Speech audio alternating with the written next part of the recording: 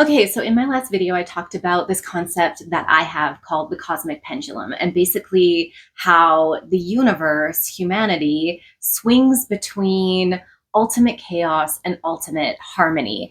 And we do this in varying degrees of loops and cycles and patterns. And at the most extreme ends of this cosmic pendulum are the endpoints, the pinnacles. And I personally believe that when we achieve these states, this is where basically we are returning to the all, the collective. Right now in the world, in this 3D material realm, we experience individuality and separation is an illusion. Ultimately, there is a singularity. We all are one consciousness, one being, one entity, one energy, whatever, however you want to think about it. And that's what I believe happens at these endpoints. And I'll delve into that a little bit later because I also believe that that's where the void exists and where I think we are headed.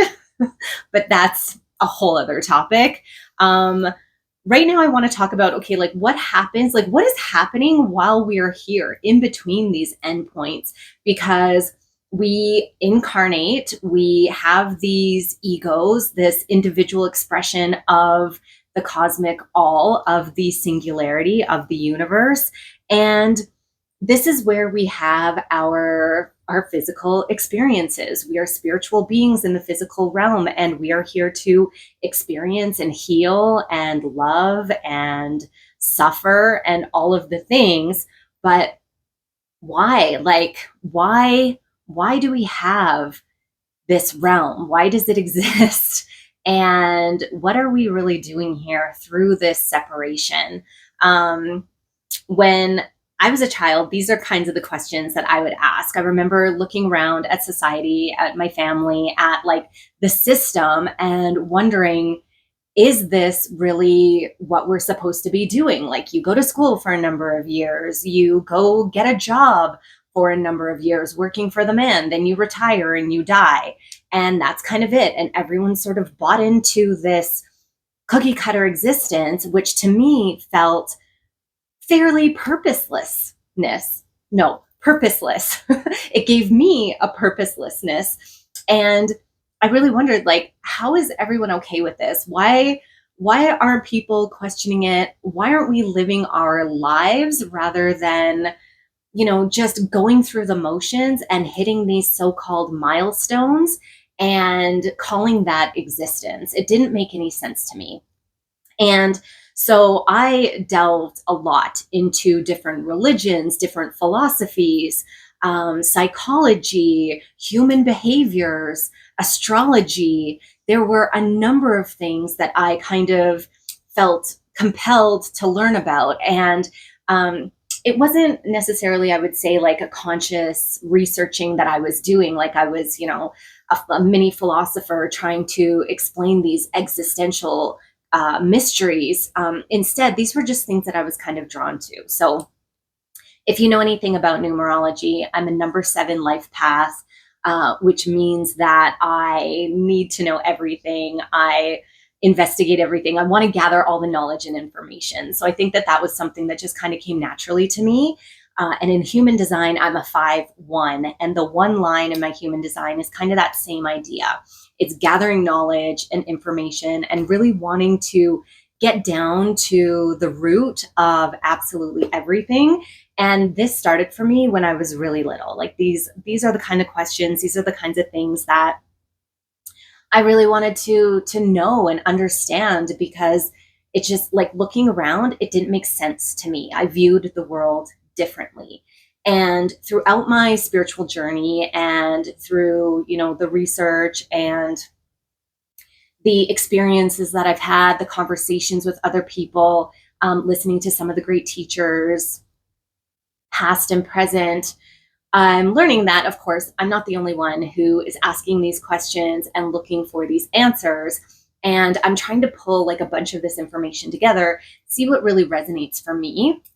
Because what I have found is that all the mystery traditions, all the religions, all the occult hidden teachings, and even, history. There's so many things in our in our knowledge database that and even like in our internal inherent intelligence and wisdom, there are so many codes and clues and keys and principles and paths and things leading us to the answers. However, from what I have seen, none of them are very complete. Some of them come close to being pretty complete and sound very convincing. However, there is still the lived experience and many unanswered questions. I like to call them unknowable truths. There are truths that are knowable, that are definable, that we can absolutely write down based on our observations, experimentations, investigations, observations, all of those kinds of things.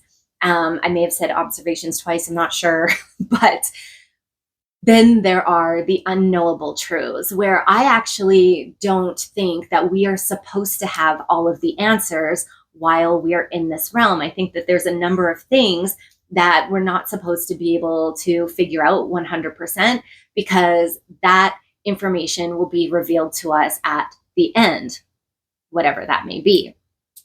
And this is really exciting for me because I love puzzles. I love figuring things out. I love doing research.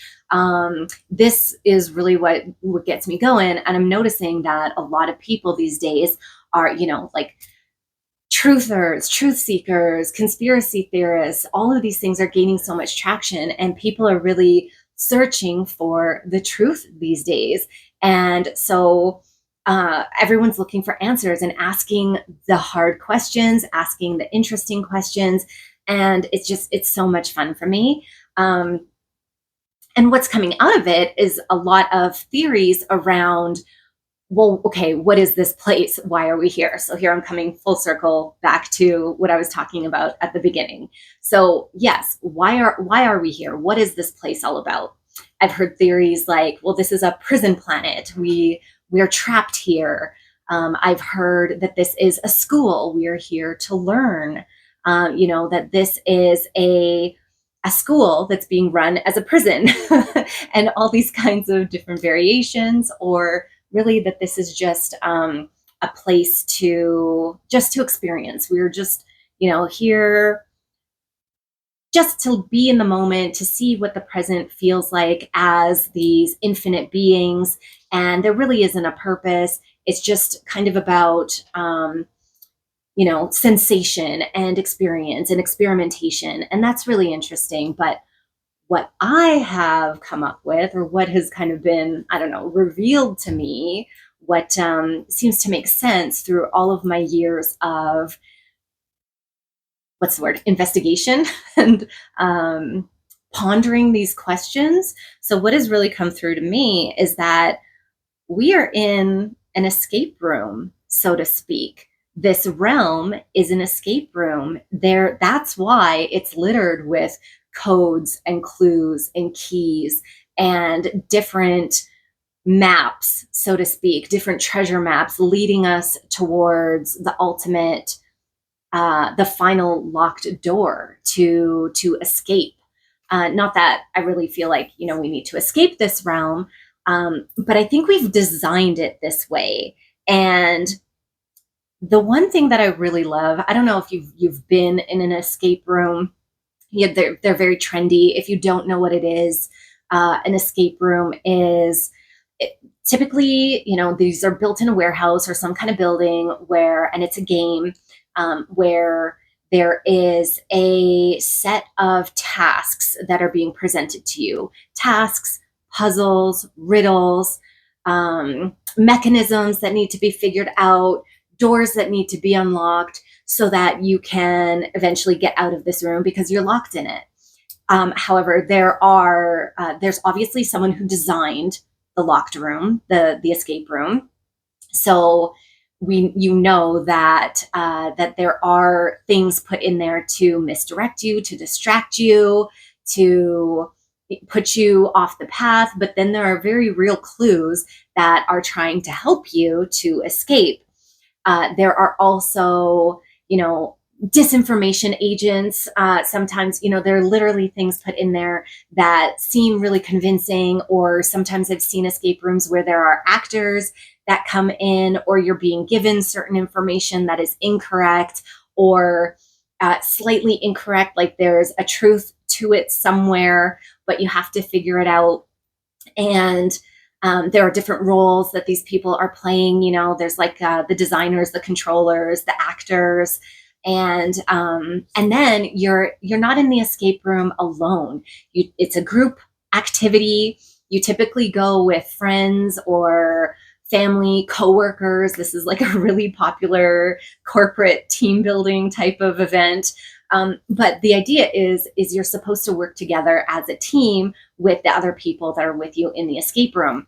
And often there are like the final puzzles are something that you need team support in order to accomplish to escape the room.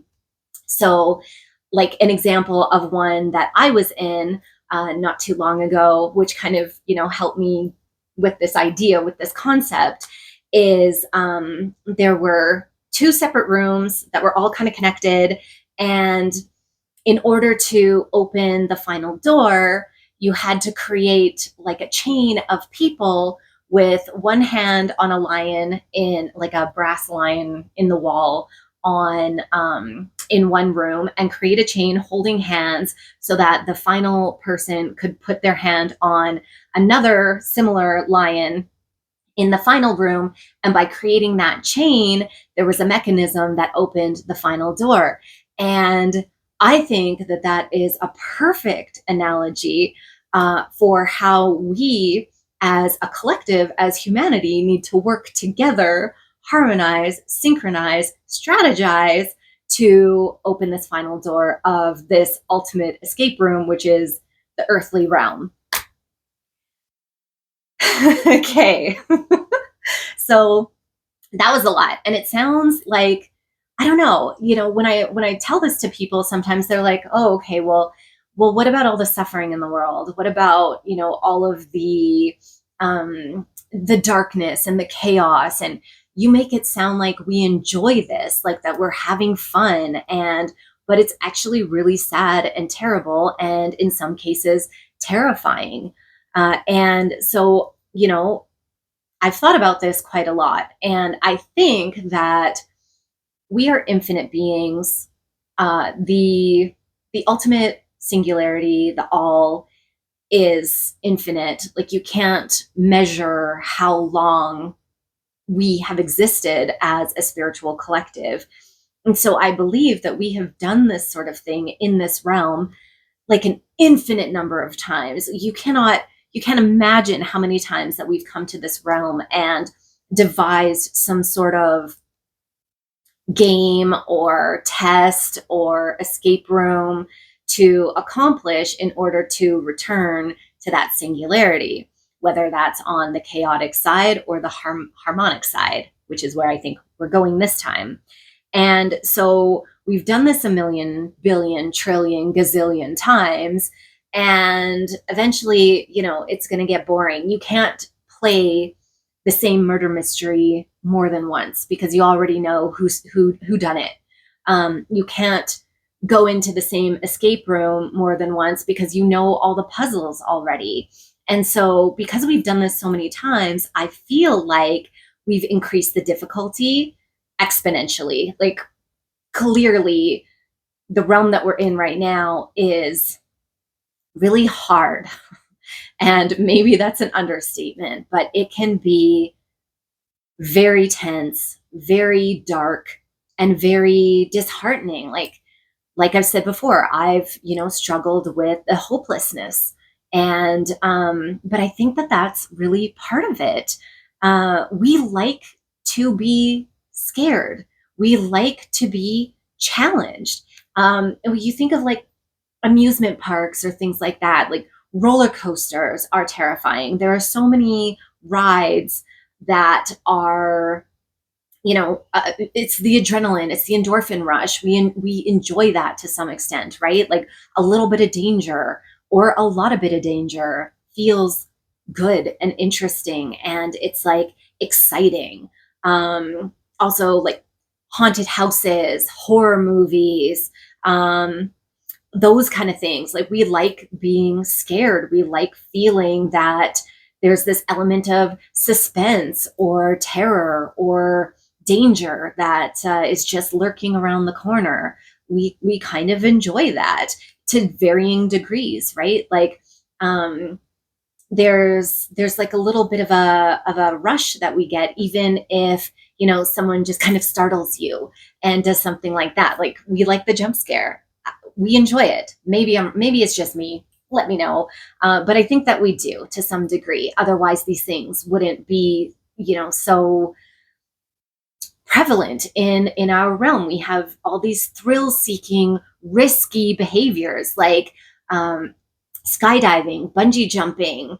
I don't know. There's like a million, right? There's so many things on a bigger scale, but then also on a smaller scale that exist. And ultimately, I think that's kind of why we design this place the way that it is currently, and as an escape room, so to speak. So yes, it is hard. And I think it's like a video game, right? The closer you get to the end, to the final boss, the harder it gets, the harder the riddles, the puzzles, the enemies, the opposition, the map gets harder, the terrain is harder. All of these things become more challenging because we're getting closer to the end, and we need the payoff. We really need that sense of accomplishment where we're like, okay, that was worth it. That was fun. Because I do believe that sense of relief, that moment where we can finally relax and enjoy the moment, I believe that is coming. But I do also believe that it is going to get a little bit harder. I don't think we're quite at that point yet where we've hit that maximum challenge. But I think that we can handle it. In fact, I know that we can handle it. And that's where we're at right now. And I want to say that the end is already determined. We do succeed. We do escape the room. However, if we think back to that analogy of the escape room, the designers, the controllers, the disinformation agents, the opposition, they are doing a very, very good job at playing their role. They know what they're doing. They have been aware of the game. They know what the rules are. They can change the rules, and they're doing it really well. You know, and I think that's, where a lot of us get caught up, because we are so attached to this realm and we take it very seriously, which, I mean, you should. There are serious things going on. However, what it does is it creates these feelings of fear, of hopelessness, of feeling lost, of anger and shame, and all of these things that, like I've said before in other videos, take you off the path and keep you stuck. There's this, like paralysis that comes in by taking a look at all the challenges that we're being faced with in this realm, and it can be very overwhelming. And I think I'm going to talk about this in more detail in another video, because what I really want to focus on right now is, if you think of this realm as an escape room, as an ultimate cosmic game, so to speak, then you start to approach it a little bit differently. And this is a key. This is where I think the solution comes in. Start to see the game. Okay, where are we being played? How are we being played?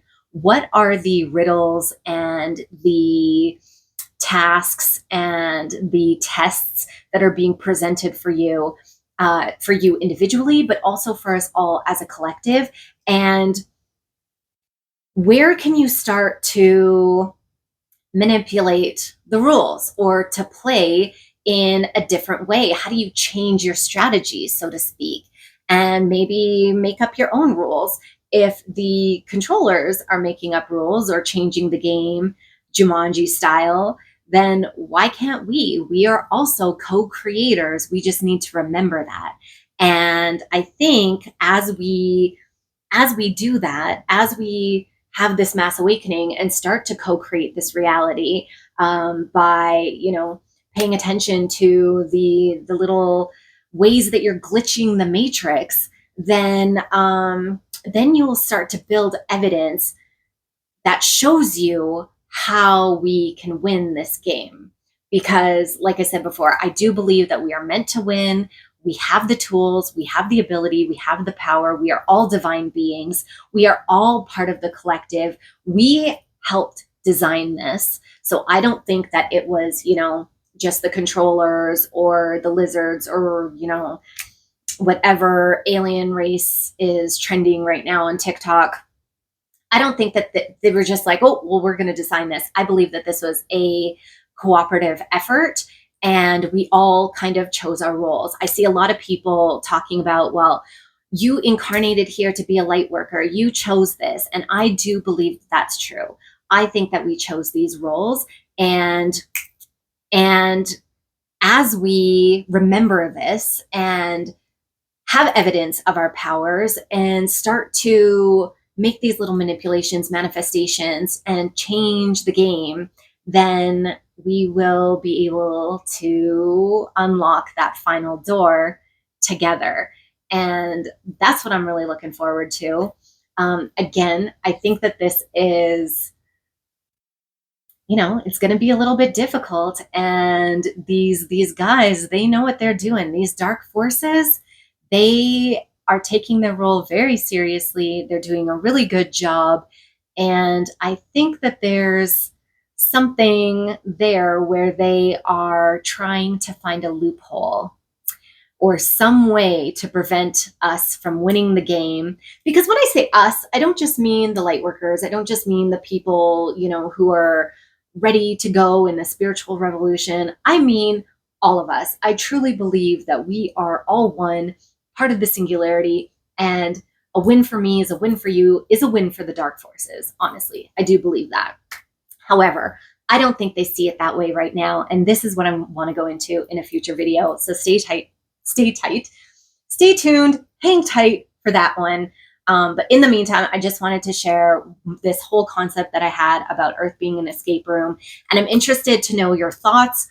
Does this concept resonate with you? What do you think of these ideas? Drop them down below.